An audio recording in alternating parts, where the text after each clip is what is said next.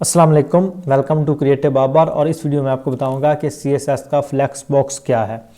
जो CSS का flex box है ये एक लेआउट मॉड्यूल है। CSS का एक लेआउट मॉड्यूल है। अब लेआउट मॉड्यूल का क्या मतलब है? एक वेबसाइट का स्ट्रक्चर बनाने के लिए हम इसे इस्तेमाल करते हैं। इससे पहले जो लेआउट मॉड्यूल थे वो 4 किस्म के थे। सबसे पहले ब्लॉक था, इनलाइन, सेकंड नंबर पे, थर्ड पे हमारे पास टेबल और फोर्थ में हमारे पास आता है पोजीशन। तो जो फर्स्ट हमारे पास ब्लॉक है इसे हम वेबसाइट के जो सेक्शंस हैं उनके लिए इस्तेमाल करते थे, अभी भी करते हैं। मतलब हेडर लगाने के लिए हेडर सेक्शन, फिर अबाउट अस सेक्शन और उसके बाद कॉन्टैक्ट अस। जिस तरह से वेबसाइट का कंप्लीट है कि हम वेबसाइट को सेक्शन वाइज यानी डिफाइन करते हैं। और लास्ट पे हमारे पास आ जाता है फुटर सेक्शन। तो ये हमारे पास एक लेआउट मॉड्यूल है, लेआउट अभी भी यूज़ होता है। उसके बाद इन लाइन हम अमूमन टेक्स्ट के लिए यूज़ करते हैं। वैसे इसे हम डिव के ऊपर भी अप्लाई कर सकते हैं। मतलब CSS में जाकर अगर हम डिस्प्ले इन लाइन ब्लॉक कर दें तो वो ब्लॉक जो होते हैं वो हमारे पास इन लाइन शो होने लग जाते हैं। हम उन्हें एज अ टेक्स्ट डॉक्यूमेंट की तरह हम उन्हें स्टाइल कर सकते हैं। और थर्ड पे हमारे पास आता है टेबल हमारे पास 2 डायमेंशनल डाटा को शो करने के लिए इस्तेमाल होता है।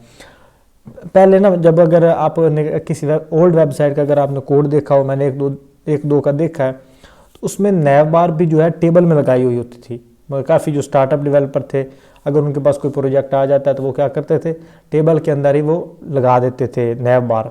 लेकिन अब जो मॉडर्न कोड है, अगर जो लेटेस्ट प्रैक्टिस है, उसके अंदर टेबल जो है सिर्फ डाटा को शो करने के लिए हम इस्तेमाल करते हैं। डाटा कौन सा?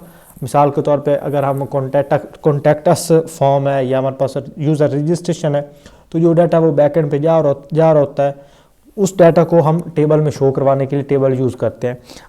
अदरवाइज वेबसाइट की डिज़ाइनिंग में टेबल अब यूज़ नहीं होता। मिसाल का अगर हम 2 इक्वल लेने हैं ना, मतलब कॉलम लेने हैं, तो सबसे बेस्ट हमारे पास मेथड कौन सा जेन में आता है कि हम 2 TR लगा लें और उनके अंदर 3D के अंदर डाटा को शो करवा दें। लेकिन अब ये प्रैक्टिस यूज़ नहीं होती। और तीसरे नंबर पे, फोर्थ पे हमारे पास आता है पोजीशन हमारे पास क्या है? पोजीशन एब्सोल्यूट, पोजीशन रिलेटिव और इस तरह से। तो पोजीशन के ज़रिए भी हम एक वेबसाइट की लेआउट बना सकते हैं, ब्लॉक बना सकते हैं। लेकिन अब इनसे भी एक मॉडर्न चीज़ है, वो हमारे पास आता है फ्लैक्स बॉक्स। जब हम फ्लैक्स बॉक्स को यूज़ करते हैं तो हम एक वेबसाइट की कंप्लीट हम उसकी लेआउट बना लेते हैं। इसमें हम बेशक टेबल भी यूज़ ना करें, इसमें हम अगर जो है इन लाइन ब्लॉक वो भी चाहे यूज़ ना करें, हम इसमें कोई ब्लॉक भी अगर ना यूज़ करें तो कोई मसला नहीं। सिर्फ हम एक डिव लगा के उसके ऊपर जो प्रॉपर्टी उसको लगा दे CSS में, डिस्प्ले फ्लैक्स। मतलब उसमें हम अगर फ्लैक्स बॉक्स उसमें यूज़ करेंगे, डिस्प्ले फ्लैक्स उसका कर देंगे, तो हमारे पास क्या होगा कि हम उस फ्लैक्स बॉक्स की मदद से टेबल भी बना सकेंगे, उसके ज़रिए हम कॉलम भी बना सकेंगे। और उसके अलावा जितना भी हम ब्लॉक सेक्शन और इन लाइन ब्लॉक, वो सारा हम इसके अंदर यूज़ कर सकेंगे, सिर्फ फ्लैक्स बॉक्स के अंदर, फ्लैक्स बॉक्स के ज़रिए। और वेबसाइट का लेआउट स्ट्रक्चर बनाने के लिए पहले हम फ्लोट यूज़ करते थे और पोजीशन यूज़ करते थे, अब उससे भी हमारी जान छूट जाएगी। अब फ्लैक्स बॉक्स और इसके बाद एक और हमारे पास लेटेस्ट चीज़ है, वो हमारे पास है ग्रिड सिस्टम। तो जो ज़्यादा यूज़ होने वाली चीज़ है, ज़्यादा यूज़ होता है मोस्टली, वो हमारे पास होता है फ्लैक्स बॉक्स। लेकिन ग्रिड सिस्टम जो है वो इससे भी ज़्यादा पावरफुल है। उसके ऊपर भी एक वीडियो, मेरी इंटायर वीडियो मौजूद है। पहले आप फ्लैक्स बॉक्स को सीख के उसके बाद ग्रिड सिस्टम को आप सीखो। तो जो भी आपको ज़्यादा अच्छी प्रैक्टिस लगे, जो आप उसको ज़्यादा यानी यूज़ करना चाहो, जिसके ऊपर आपकी ज़्यादा हैंड्स ऑन प्रैक्टिस हो जाए, तो आप उसको यूज़ कर सकते हो। मैं भी ज़्यादा फ्लैक्स बॉक्स से यूज़ करता हूँ, लेकिन ग्रिड सिस्टम भी बहुत ज़्यादा पावरफुल है। ग्रिड सिस्टम के अंदर भी हम लेआउट्स जो है वो बहुत खूबसूरत तरीके से बना सकते हैं। लेकिन फ्लैक्स बॉक्स बहुत ज़्यादा यूज़ भी होता है। और इसकी समझ लें, अगर आप इंटरव्यू वगैरह में भी जाते हो तो आपके CSS के मुतल्लिक अगर कोई पूछता है तो वो फ्लैक्स बॉक्स के मुतल्लिक ज़्यादा चांसेस है वो पूछेगा, क्योंकि फ्लैक्स बॉक्स अब समझ मॉडर्न कोडिंग में हम इसे इस्तेमाल करते हैं। तो अभी हम इसको स्टार्ट करते हैं। सबसे पहले जो फ्लैक्स बॉक्स है तो उसको हम डिफ़ाइन किस तरह से करते हैं। सबसे पहले हम यहाँ पे एक डिव लेते हैं। सबसे पहले मैंने एक index.html की फ़ाइल बनाई है, जो कि आप बेसिक रिक्वायरमेंट है। तो यहाँ पे मैं एक डिव लूँगा, उसको मैं क्लास लगा दूँगा फ्लैक्स कंटेनर। और इसके अंदर मैं क्या करता हूँ, इसके अंदर मैं 5 जो है डिव टैग ले लेता हूँ। इसको मल्टीप्लाई कर देता हूँ 5 के साथ, और इसके अंदर डाटा में शो करवा देता हूँ 1 1। तो ये मेरे पास 1 to 5, तो ये मेरे पास 1 to 5 डाटा भी आ गया और 5 डिव्स भी आ गए। इसको सेव किया और यहाँ मेरे पास इसका लाइव प्रीव्यू है, तो इसको मैं थोड़ा सा स्मॉल कर लेता हूँ ताकि हमें इसका साथ में लाइव प्रीव्यू भी देख सके। तो अब हम आ जाते हैं स्टाइल में, क्योंकि ये CSS की प्रॉपर्टी है तो हम यहाँ पे इसको CSS में डिफाइन करेंगे। अब जिस कंटेनर के अंदर जिन आइटम्स के ऊपर आपने फ्लैक्स बॉक्स अप्लाई करना है, तो हम यहाँ पे इस डिव की क्लास में को मैं यहाँ से कॉपी करूँगा, यहाँ पे फ्लैक्स कंटेनर, और इसको सिर्फ हम देंगे डिस्प्ले फ्लैक्स। जैसे इसको मैं फ्लैक्स दूंगा तो ये हमारे पास आइटम जो है वो पहले कॉलम की शक्ल में आ रही थी, अब वो सारी रो की शक्ल में चलेगी, मतलब वो हॉरिजॉन्टली हमारे पास एक फ्लोट बन गया, जिस तरह से हम फ्लोट करते हैं ना आइटम्स को। अगर आपने फ्लोट प्रॉपर्टी जो है वो सीखी हुई है तो उसके लिए इंटायर मेरा CSS का फुल कोर्स भी मौजूद है, ऑलमोस्ट वो 6-7 घंटों का। अगर वो आप देखते हो तो आपका CSS के मतलब जितने भी कंसेप्ट हैं वो सारे कवर हो जाएंगे। तो डिस्प्लेस का मैंने कर दिया फ्लैक्स, वो ये सारे फ्लैक्स करते ही ये हमारे पास हॉरिजॉन्टली आ गया। तो अब मैं क्या करता हूँ, इसके ऊपर एक बैकग्राउंड कलर इसको अप्लाई कर देता हूँ। बैकग्राउंड कलर आप कोई भी दे सकते हो, मैं इसको चॉकलेट कलर दे देता हूँ, चॉकलेट। सेव किया तो इसके ऊपर ये अप्लाई हो गया। अब मैं क्या करता हूँ कि इसके अंदर जितनी भी ये डिव्स हैं इनके ऊपर एक स्पेसिफिक हम लगा देते हैं, हाइट वेट लगा देते हैं। तो डिव, तो इसको हम सबसे पहले पैडिंग दे देते हैं, पैडिंग इसको मैं दे देता हूँ 20 पिक्सल, और मार्जिन इसको दे देता हूँ 10 पिक्सल, और बैकग्राउंड कलर इसको कोई भी दे दो, मैं इसको दे देने लगा हूँ ब्लैक, और फ़ॉन्ट कलर में इसको दे देता हूँ वाइट। सेव किया तो ये हमारे पास फ्लैक्स आइटम ला गई, ये यानी इस पर हम जैसे हमने फ्लैक्स किया तो ये हमारे पास सारे हॉरिजॉन्टली आ गए। तो ये तो हमारी एक फ़ाइल बन गई, मतलब ये बिल्कुल बेसिक चीज़ है जब हम फ्लैक्स बॉक्स को स्टार्ट करते हैं। मैं इसको बिल्कुल स्टेप बाय स्टेप चीज़ों को लेकर जाना चाहता हूँ, तो इसलिए मैं अब क्या करता हूँ कि मैं इस फाइल के सारे कोड को करता हूँ कॉपी, क्योंकि मैं ये सारी फाइलें आपको दूंगा ना, इसलिए तो इसको मैं अलग फाइल में रखता हूँ। अब यहाँ पे लेता हूँ न्यू फाइल, तो इसको मैं नाम दे देता हूँ index2.html। इसके अंदर मैं सारे कोड को पेस्ट करता हूँ और इसको भी मैं सेव करके ओपन विद लाइव सर्वर कर लेता हूँ। तो ये हमारे पास लाइव सर्वर में आ गई, ये फाइल भी आ गई, और इसको यहाँ पे हम कर देते हैं क्लोज। तो पहले जब हमने यूज़ किया था डिस्प्ले इसका फ्लैक्स, अब मैं यहाँ पे क्या करता हूँ कि फ्लैक्स डायरेक्शन। अब डायरेक्शन हमारे पास दो तरह की, कॉलम और रो। जैसे इसको मैं कॉलम करूँगा तो ये एज अ कॉलम हमारे पास डाटा शो होने लग जाएगा, जिस तरह से हमारे पास कॉलम होते हैं। ये कॉलम मतलब हर जो आइटम हो वो हमारे पास इन कॉलम वाइज आ जाएगी, इसके अंदर वो सारे कॉलम अलग अलग कॉलम बन जाएगा। लेकिन जैसे इसको मैं करूँगा यहाँ पे रो, तो ये हमारे पास क्या होगा, ये हमारे पास एज अ रो बन जाएगा यहाँ पे। तो ये हमारे पास इन रो आ जाएंगे, एक कतार में आ जाएंगे। तो मैं इसका जो डिस्प्ले है वो कॉलम में रहने देता हूँ, कॉलम, क्योंकि कॉलम के मतलब हमारे पास 2-3 और प्रॉपर्टी हैं वो भी हम कर लेंगे। तो ये हमारे पास आ गया कॉलम, तो इसको मैं थोड़ा सा यहाँ पे और कर लेता हूँ कॉलम। और उसके बाद हमारे पास आ जाता है फ्लैक्स डायरेक्शन। कॉलम हमारे पास रिवर्स्ड, जब हम रिवर्स यूज़ करेंगे तो ये अब कॉलम जो है 5 से स्टार्ट होंगे। अब देखिए ना, पहले हमारे पास क्या आ रहा था, एक जो पहला फ्लैक्स था वो स्टार्ट में आ रहा था। अब हमने क्या किया, कॉलम हमने रिवर्स कर दिए, तो 5 वाला पहले चला गया और 1 वाला जो है वो लास्ट पे चला गया। तो सेम इस तरह से ये दो चीज़ें आप अप्लाई कर सकते हो दूसरे रो के ऊपर भी, मतलब डिस्प्ले इसका आप रो और फ्लैक्स डायरेक्शन इसका आप कर दोगे रो, और फ्लैक्स डायरेक्शन आप इसका कर सकते हो रो रिवर्स भी। तो मैं इसको यहाँ पे आप करके भी दिखाता हूँ। अगर मैं यहाँ पे इसको करूँगा फ्लैक्स डायरेक्शन, तो सबसे पहले इसको करता हूँ रो, सेव किया तो ये मेरे पास रो आ गया। अब इसको मैं यहाँ से कॉपी और पेस्ट, यहाँ पे अब रो के बजाय हम करेंगे रो रिवर्स्ड, सेव किया तो अब इसकी जो काउंटिंग है वो भी चेंज होगी, और इसकी अलाइनमेंट जो है वो भी अब पहले लेफ्ट पे थी अब राइट पे चलेगी। तो ये तो हमारे पास हो गए 2। अब हमारे पास एक, इसको मैं यहाँ पे कमेंट कर देता हूँ ताकि जब मैं आपको सोर्स कोड प्रोवाइड करूँगा तो ये सारी चीज़ें इसमें मौजूद हों। उसके बाद हमारे पास आ जाता है फ्लैक्स रैप। तो यहाँ पे हम फ्लैक्स रैप, अब रैप क्या है कि आइटम जो हमारे पास डिव के अंदर हो या ना हो, बाय डिफ़ॉल्ट ये नो रैप होता है। तो मैं इसको पहले आपको दिखाता हूँ किस तरह से सेव करता हूँ, और इन सारी डिव को मैं यहाँ पे एक डिव डिफाइन करता हूँ, और डिव को मैं मल्टीप्लाई कर देता हूँ, कितने से हम करें 18 से कर देते हैं, और इसके अंदर हम काउंट भी कर लेते हैं यहाँ पे। तो यहाँ पे 18 डिव आ गई, इसको मैंने सेव किया। तो अब देखो, अब ये क्या हो रहा है, रैप नहीं हो रहा, देखो फुल जा रहा है, ये नीचे हमारे पास ये स्क्रोलर आ रहा है। लेकिन जैसे CSS के अंदर मैं इसको फ्लैक्स रैप यहाँ पे रैप कर दूंगा और सेव किया, इस डिव के अंदर ऑटोमेटिकली ये अपने आप को स्टाइल कर लेगा, अपने आप को इसके अंदर इम्बेड कर लेगा, और इस div के बाहर नहीं जाएगा। बशर्ते कि जो आपका ये कंटेनर है ना, फ्लेक्स कंटेनर, इसको आपने स्पेसिफिक हाइट नहीं लगानी, हाइट आपने इसकी ऑटो ही रहने देनी है। जब आप नहीं लगाएंगे तो ऑटोमेटिकली ये हमारे पास ऑटो ही होगा। तो इसलिए आपने यहाँ पे इसको कोई स्पेसिफिक हाइट नहीं लगानी, तो ये आपका क्या बन जाएगा, रैप। अगर मैं यहाँ पे इसको नो रैप लिखूँ तो ये इसका बाय डिफ़ॉल्ट है, तो ये एक लाइन हमारे पास आ जाएगा। तो ये हमारे पास यहाँ पे रैप मैं इसको लगा देता हूँ। इसको भी यहाँ पे मैं कमेंट करता हूँ और यहाँ पे मैं क्या करता हूँ, ये जो डिव है हमारे पास, इसको मैं ये सिर्फ 10 तक 5 तक कर लेते हैं। अगर ज़रूरत पड़ी तो हम इसको फिर लगा लेंगे यहाँ पे 5 तक। तो हमारे पास ये फ्लैक्स आपका रैप और नो रैप भी हो गया। इसको भी यहाँ मैं कमेंट भी कर देते हैं और कॉपी पेस्ट करके इसके साथ नो रैप भी लिख देते हैं, नो और उसके बाद रैप, ताकि सोर्स कोड के अंदर आपके पास सारी चीज़ें मौजूद हों। तो ये यहाँ पे हम ये भी डिफाइन कर देते हैं कि ये डिफ़ॉल्ट वैल्यू है, डिफ़ॉल्ट वैल्यू। उसके बाद हमारे पास जो फ्लैक्स रैप, यहाँ पे इसके फ्लैक्स रैप के अंदर अब हम दो चीज़ें यूज़ कर सकते हैं। पहले तो हम सिर्फ इसमें फ्लैक्स यूज़ कर रहे थे, लेकिन इसके अंदर हम रैप रिवर्स भी यूज़ कर सकते हैं। मिसाल के तौर पर अगर मैं फ्लैक्स यूज़ करूँ, फ्लैक्स रैप, तो इसके अंदर मैं रैप और रिवर्स भी यूज़ कर सकता हूँ। सेव किया और अगर मैं यहाँ पे इसको अगेन यहाँ पे मैं डिफ़ाइन अगर कर दूँ कि,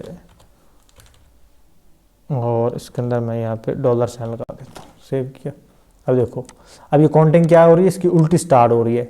ये 32, 31, 30, 29 इस तरह से इसकी काउंटिंग स्टार्ट हो रही है। तो ये क्या है, रैप भी हो रहा है और रिवर्स्ड भी है, रिवर्स्ड हो रहा है साथ में। तो इसको यहाँ पे ख़त्म कर देता हूँ। आई होप आपको इसकी समझ आ गई होगी। तो मैं इसको भी यहाँ पे कमेंट कर देता हूँ। उसके बाद हमारे पास यूज़ होता है, इसमें हम जो इसके अंदर कंटेंट है ना, उसको हम अलाइन कर सकते हैं। उसके लिए हम यूज़ करते हैं जस्टिफाई कंटेंट। तो अगर मैं यहाँ पे इसमें लिखूँगा जस्टिफाई कंटेंट सेंटर, तो ये सारी आइटम हमारे पास सेंटर में आ जाएंगी। और अगर मैं इसके अंदर इसको लिखूँ फ्लैक्स स्टार्ट, जस्टिफाई कंटेंट और फ्लैक्स स्टार्ट, तो ये सारा स्टार्ट से आ जाएगा। और सेम इस तरह से अगर मैं इसका यहाँ पे जस्टिफाई कंटेंट फ्लैक्स एंड लिखूँ, तो ये सारा कंटेंट हमारे पास एंड पे चला जाएगा। इस तरह से हम इसके ऊपर जस्टिफाई कंटेंट जो है वो प्रॉपर्टी यूज़ कर सकते हैं। उसके बाद हमारे पास इसमें दो और चीज़ें भी हैं जस्टिफाई कंटेंट के अंदर। वो हमारे पास एक तो हमारे पास है स्पेस अराउंड। तो इस स्पेस अराउंड से क्या होगा, इनके इर्द गिर्द जो है स्पेस आ जाएगी। इन सब के, ये देखें, सब के इर्द गिर्द जो है स्पेस आ रही है। और जो हमारे पास एक और है वो हमारे पास है स्पेस बिटवीन। तो स्पेस बिटवीन से क्या होगा, इनके दरमियान आपस में स्पेस बन जाएगी। अब देखिए फ़र्क आप देख लीजिए, ये देखिए अब इनकी जो ये साइडें हैं यहाँ से स्पेस नहीं बांध रही, लेकिन इनकी आपस में ये स्पेस बांध रही है। जब आप स्पेस अराउंड इस्तेमाल करेंगे तो इन सब के इर्द गिर्द स्पेस बन जाएगी। जब आप स्पेस बिटवीन करेंगे तो इन जो हमारे पास बॉक्सेस होंगे, जो आपके फ्लैक्स आइटम्स होंगी, उनके अंदर ही सिर्फ स्पेस बनेगी। इस तरह से आप इसके ऊपर जो स्पेस है वो यूज़ कर सकते हो। और उसके बाद हमारे पास इसमें अलाइन आइटम आता है। तो अलाइन आइटम के लिए यहाँ पे इसको मैं पहले एक हाइट लगाऊंगा, स्पेसिफिक हाइट में इसको लगा देता हूँ 300 पिक्सल। यहाँ पे सेव किया, 300 पिक्सल आ गया। तो इसके ऊपर अब जब हाइट लगी होगी ना, तब आप ये प्रॉपर्टी यूज़ कर सकते हो। तो यहाँ पे अगर मैं यूज़ करूँ अलाइन आइटम, लाइन आइटम, तो सबसे पहले जो इसकी डिफ़ॉल्ट है वो होती है स्ट्रेच। स्ट्रेच से कोई फ़र्क नहीं पड़ेगा। तो मैं यहाँ पे इसमें क्या करूँगा, अलाइन आइटम, और अलाइन आइटम मैं इसका कर देता हूँ फ्लैक्स स्टार्ट। सेव किया तो ये आपके स्टार्ट में चली गई।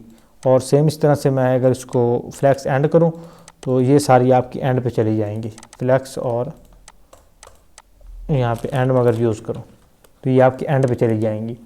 और इसको भी मैं कमेंट करता हूँ। और अगेन में यहाँ पे अलाइन आइटम, और एक हमारे पास इसकी होती है स्ट्रेच, तो हमने इसकी निकाल ली। उसके बाद होती है हमारे पास बेस लाइन। तो बेस लाइन इसको से करूँगा तो इसकी डिफ़ॉल्ट जो है वो स्टार्ट में चली जाएगी। इस तरह से आप इसके ऊपर अलाइन आइटम जो है वो यूज़ कर सकते हो। अलाइन आइटम हमारे पास स्ट्रेच, फ्लैक्स बॉक्स और फ्लैक्स एंड, और उसके बाद हमारे पास आता है बेस लाइन। हम इसको सेव किया तो ये हमारे पास इसकी अलाइन आइटम भी होगी और जस्टिफाई कंटेंट भी हो गया। और हमारे पास इसमें जो इसके फ्लैक्स डायरेक्शन, रैप और जो भी इसकी मतलब इसके अलाइनमेंट के मतलब प्रॉपर्टीज़ थी वो सारी ऑलमोस्ट इसकी कवर होगी। अब मैं इसके ऊपर एक और इसका एडवांस फीचर है वो यूज़ करते हैं। तो उसके लिए मैं क्या करता हूँ कि न्यू फाइल ले लेता हूँ ताकि आपको समझने में आसानी हो जाए। यहाँ पे न्यू फाइल लेता हूँ और इसको मैं नाम देता हूँ index3.html। सेव किया तो इसके अंदर भी हम पहले HTML का बेसिक कोड लिखते हैं। ये HTML का बेसिक कोड आ गया यहाँ पे, और यहाँ पे इसके अंदर मैं यहाँ पे फ्लैक्स लिख देता हूँ। टाइटल ना भी लिखे तो कोई मसला नहीं है, चलिए मैं लिख देता हूँ flex3, और इसको यहाँ पे ओपन विद लाइव सर्वर कर लेते हैं। तो इसके अंदर हम क्या करेंगे, सेम उस तरह से हम यहाँ पे पहले हम ये वाला कोड है यहाँ से कॉपी कर लेते हैं ताकि हमें ये दोबारा ना लिखना पड़े। इसको कॉपी करते हैं और स्टाइल और CSS का टैग यहाँ पे लेते हैं। सो स्टाइल का टैग और यहाँ पे फ्लेक्स कंटेनर, इसकी क्लास को मैं यहाँ से कॉपी करता हूँ। बॉडी के अंदर एक डिवली, इसको ये क्लास हम लगाते हैं।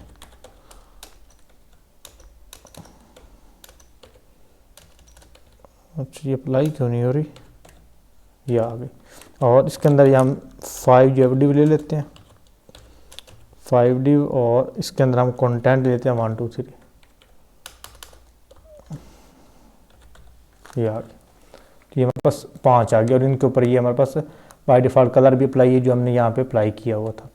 तो ये फ्लेक्स इसका कंटेनर आ गया। अब मैं क्या करता हूँ कि यहाँ पे मेन इसका जो फ्लेक्स कंटेनर है इसको मैं एक फ्लेक्स बॉक्स की प्रॉपर्टी देते हैं। तो यहाँ पे फ्लेक्स कंटेनर डिस्प्ले इसका हम करेंगे फ्लेक्स। तो ये बाय डिफ़ॉल्ट हमारे पास आ जाएंगे, इन लाइन आ जाएंगे, और इसके ऊपर हम कोई भी बैकग्राउंड का कलर लगा लेते हैं। तो यहाँ पे मैं इसके ऊपर ये क्रिस्म लगा देता हूँ, ये बड़ा खूबसूरत सा कलर है, ये हम लगा देते हैं। और उसके बाद हम क्या करते हैं कि इसको अगर आप अलाइन आइटम स्टैच लगा भी दो तब भी कोई मसला नहीं, क्योंकि वो उसकी डिफ़ॉल्ट वैल्यू है।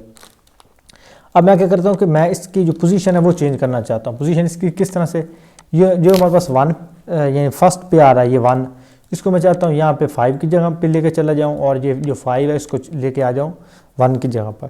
तो इसके लिए मैं क्या करूँगा, इसके लिए मैं या तो इनको अलग अलग क्लास से दे सकता हूँ, अगर क्लास से ना दो तो मैं यहाँ पे CSS के एडवांस सिलेक्टर जो है वो यूज़ कर सकता हूँ। अगर आपने वो नहीं किए हुए तो CSS सिलेक्टर के ऊपर मेरी अलग से वीडियो मौजूद है, वो आप एक दफ़ा लाजमी देखो।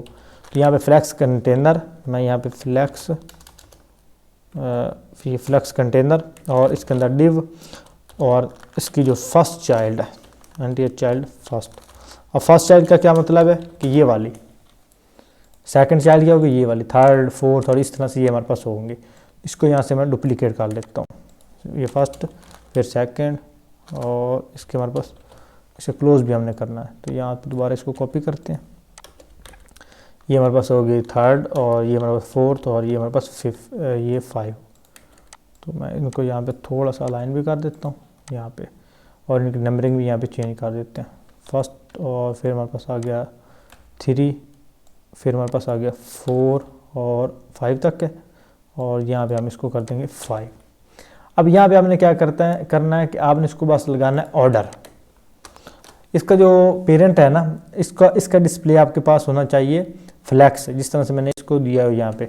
उसके बाद इसके अंदर ये आप ऑर्डर यूज़ कर सकते हो। तो ऑर्डर में इसको दे देता हूँ यहाँ पे 5, मेरे पास 5 आइटम्स है, इसलिए अब जैसे मैं इसको ऑर्डर करूँगा 5, तो ये देखिए ये 1 जो है ये 5 नंबर पे चला गया। अब ये 2 है, इसको मैं ऑर्डर करना चाहता हूँ ये 4th नंबर के ऊपर। तो यहाँ पे मैं इसके ऊपर ऑर्डर करूँगा, ऑर्डर, और ऑर्डर मैं इसको करूँगा यहाँ पे 5, और उसके बाद करूँगा इसको 4। सेव किया। अब ये देखिए, अब ये जो 2 था ये हमारे पास 4 की जगह पे चला गया, और 3 से अब जो हमारा फ्लैक्स है वो स्टार्ट हो रहा है।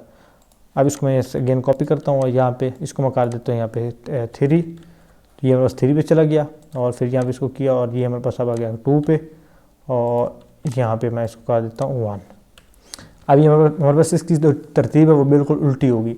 अब अगेन भी आप इसको चेंज कर सकते हो। मिसाल के तौर मैं चाहता हूँ ये 5 है, ये हमारे पास 3 वाली जगह पे आए, और ये जो 3 है ये हमारे पास चला जाए 5 वाली जगह पर। तो अभी जो 5 है इसको मैं कर दूंगा ऑर्डर 3, और 3 वाले का जो ऑर्डर है वो कर दूंगा 1। ऑर्डर मतलब होगा इसकी प्लेसमेंट। इसको सेव किया, आप देखिए 3 जो हमारे पास स्टार्ट में आ गया, और 5 हमारे पास बीच पे चला गया। तो अगर मैं 3 को यहाँ पे एक बैकग्राउंड कलर कोई भी लगा दूँ तब आपको ज़्यादा अच्छे से यानी होगा। तो मैं इसको लगा देता हूँ, ये साइन से लगा देता हूँ। अब देखो, अब मैं चाहता हूँ कि ये जो 3 है हमारे पास ये चला जाए 2 वाली जगह पे। तो 2 वाले की जो हमारे पास पोजीशन बनती है वो हमारे पास बनती है 4th नंबर पे। तो यहाँ पे इसका ऑर्डर मैं कर दूंगा यहाँ पे 4। तो ये क्या होगा, ये हमारे पास चला जाएगा 4 के ऊपर, और ये जो हमारे पास 4 पे है इसको मैं कर देता हूँ 3 के ऊपर। किया सेव, ये देखिए 3 हमारे पास जो है वो 4 वाले नंबर पे चला गया। इस तरह से आप आइटम्स को बाई ऑर्डर जो है वो अरेंज कर सकते हो, किस ऑर्डर के ऊपर आपने किसको रखना है। तो मैं अब इसको कर देता हूँ यहाँ पे कमेंट जितने भी ऑर्डर हैं इसको मैं कमेंट कर देता हूँ यहाँ पे, और यहाँ पे इसको भी हम कमेंट कर देते हैं। सेव किया तो यहाँ हमारे पास कमेंट हो गया। अब उसके बाद हमारे पास आ जाता है फ्लैक्स ग्रो। तो यहाँ पे इसको करूँगा फ्लैक्स ग्रो। तो ग्रो हम का मतलब है कि ये कितना बड़ा हो, मैं इसको ये करूँगा तो ये सबसे बड़ा हो जाएगा। अब मैं क्या करता हूँ, ये जो 2 वाला इसका फ्लैक्स ग्रो और कर दूँगा, फ्लैक्स ग्रो इसका मैं कर दूँगा 2, तो ये फर्स्ट वाले से थोड़ा सा बड़ा हो जाएगा।